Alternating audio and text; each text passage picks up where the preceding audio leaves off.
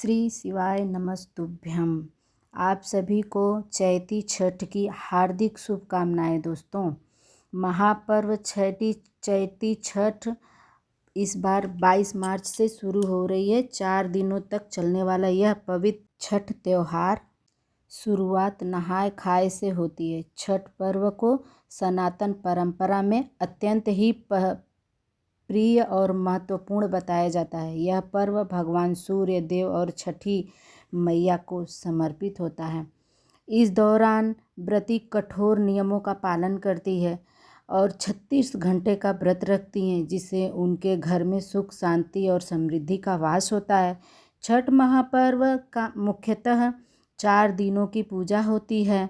नहाय खाए से शुरू होती है और पारण के साथ समाप्त होती है। हिंदू पंचांग के अनुसार साल 2026 में 22 मार्च 2026 दिन रविवार को नहाय खाए किया जाएगा। 23 मार्च दिन सोमवार को खरना किया जाएगा और 24 मार्च 2026 दिन मंगलवार को डूबते सूर्य को अर्घ दिया जाएगा, और यानी कि संध्या अर्घ होगी। और 25 मार्च दिन बुधवार को उषा अर्घ यानी कि उगते हुए सूरज को अर्घ देकर व्रत का पारण किया जाएगा दोस्तों। और सब में प्रसाद बांटा जाएगा। बांटकर वितरण कर चैत में छठ पूजा क्यों मनाई जाती है, जाने छठी मैया की अद्भुत कथा। सूर्य की पहली किरण जब धरती को छूती है तो एक नई उम्मीद जन्म लेती है, एक नया विश्वास जागता है और एक अटूट श्रद्धा का दीप जलता है। यह कथा है उस अद्भुत आस्था की जो सदियों से भारत की धरती पर छठी मैया के रूप में पूजी जाती है। ये कहानी है उस महापर्व की जो इसमें सूर्य देव और छठी मैया की आराधना से मनुष्य अपने जीवन में सुख समृद्धि और संतान का आशीर्वाद पाता है। जब ब्रह्मा जी ने इस सृष्टि की रचना की तो उन्होंने मनुष्यों को जीवन तो दे दिया, लेकिन जीवन को स्वस्थ और दीर्घायु बनाने के लिए एक विशेष शक्ति की आवश्यकता थी। सूर्यदेव वो संपूर्ण जगत को प्रकाश को और ऊर्जा प्रदान करते हैं। उनकी एक बहन थी छठी मैया, जिन्हें षष्ठी देवी भी कहा जाता है।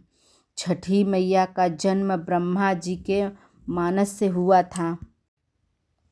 शक्ति की देवी है। उनका स्वरूप अत्यंत कोमल और मातृत्व से भरा हुआ है। वे बच्चों की रक्षा करती हैं, माताओं को संतान सुख प्रदान करती हैं और परिवार में सुख शांति बनाए रखती हैं।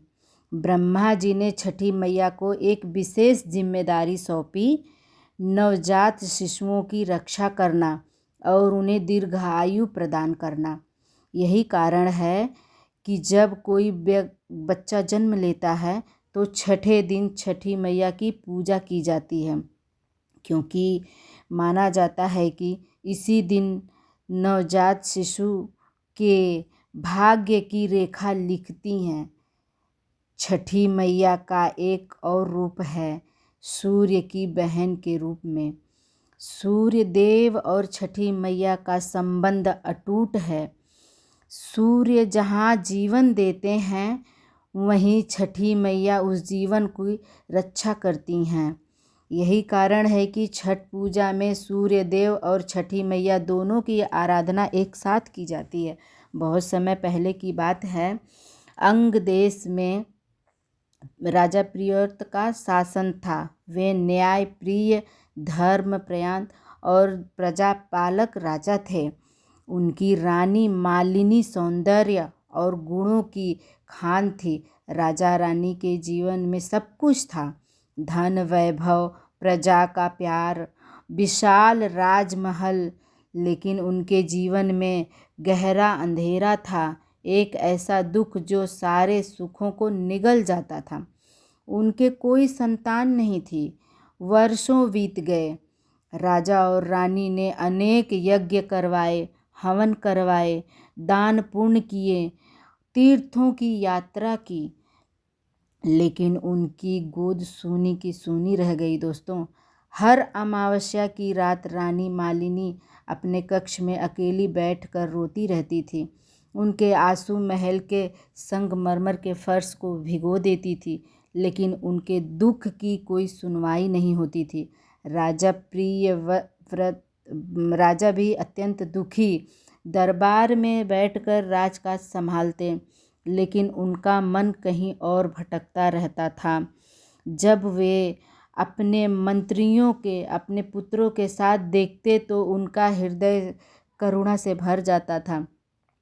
ये सोचते इतना बड़ा राजपाज किसे सौंपें, कौन इस प्रजा का पालन करेगा। एक दिन महर्षि कश्यप राजा के दरबार में पधारे। राजा ने उनका भव्य स्वागत किया, उन्हें उचित आसन दिया और उनके चरणों में गिरकर अपना दुख कर सुनाया। हे महर्षि, राजा की आवाज़ में गहरा दर्द था। मेरे पास सब कुछ है, फिर भी मैं दरिद्र हूँ। मेरे पास संतान का सुख नहीं है। मेरी रानी रात दिन रोती रहती है। कृपया कोई उपाय बताइए जिससे हमें संतान का सुख मिल सके। महर्षि कश्यप ने अपनी दिव्य दृष्टि से राजा और रानी को देखा और उन्हें पता चल गया कि यह दाम्पत्य पूर्व जन्म के किसी कर्म के कारण संतानहीन है। लेकिन उनकी श्रद्धा और भक्ति देखकर महर्षि का हृदय पिघल गया। राजन, महर्षि ने गंभीर स्वर में कहा, मैं एक पुत्रश्र यज्ञ करवाऊंगा। इस यज्ञ के पूर्ण आहुति के बाद रानी मालिनी को यज्ञ की खीर का प्रसाद ग्रहण करना होगा। इसके बाद उन्हें अवश्य संतान की प्राप्ति होगी। राजा प्रियव्रत किया। राजा की आंखों में आशा की एक किरण जमी। उन्होंने यज्ञ की तैयारी की। पूरे राज्य में यज्ञ की घोषणा हुई। प्रजा में घोषित की लहर दौड़ उठी। सभी ने मिलकर भव्य यज्ञ का निर्माण किया। यज्ञ का दिन आया, अग्नि प्रज्वलित की गई। वेद मंत्रों की ध्वनि से आकाश गूंज उठा। उन्होंने कहा, राजन, छठी मैया की पूजा करो। वो प्राण की देवी है। वो नवजात शिशुओं के प्राण की रेखा लिखती है। उनके कृपा से मृतक शिशु में भी प्राण आ सकते हैं। लेकिन महर्षि, ये पूजा कैसे की जाती है? रानी ने पूछा। महर्षि ने समझाया, कार्तिक मास की षष्ठी तिथि को यह व्रत किया जाता है। 4 दिन तक अत्यंत कठोर पालन करना पड़ता है। पहले दिन नहाय खाय होता है, दूसरे दिन खरना होता है और जिसमें पूरे दिन व्रत रखकर शाम को गुड़ की खीर बनाकर प्रसाद ग्रहण किया जाता है। तो दोस्तों, आप सबको ये हमारी कथा कैसी लगी? हमारी कथा नहीं, मतलब ये छठी मैया की कथा आप सबको कैसी लगी? तो अगर अच्छी लगी हो तो चैनल को सब्सक्राइब कर लीजिएगा, लाइक कर दीजिएगा, शेयर कर दीजिएगा और हो सके तो एक हाई बटन भी दबा दीजिएगा। तो दोस्तों, बहुत बहुत धन्यवाद हमारी लाइव वीडियो को देखने के लिए। तो राजा की ये छोटी सी कथा आप सबको कैसी लगी ये ज़रूर बताइएगा। दोस्तों, हमारे यहाँ भी छठ होती है, हम भी छठ करते हैं। हमें तो छठी मैया का प्रसाद मिला है। मेरे भी एक बेटा हुआ है छठी मैया की कृपा से। तो छठी मैया की महिमा अपरंपार है, जिनको हम शब्दों में बयां नहीं कर सकते हैं। कहते हैं ना, मानो तो देव नहीं तो पत्थर। जिन्हें विश्वास होता है उन्हें छठी मैया का फल ज़रूर मिलता है। तो दोस्तों, तो ये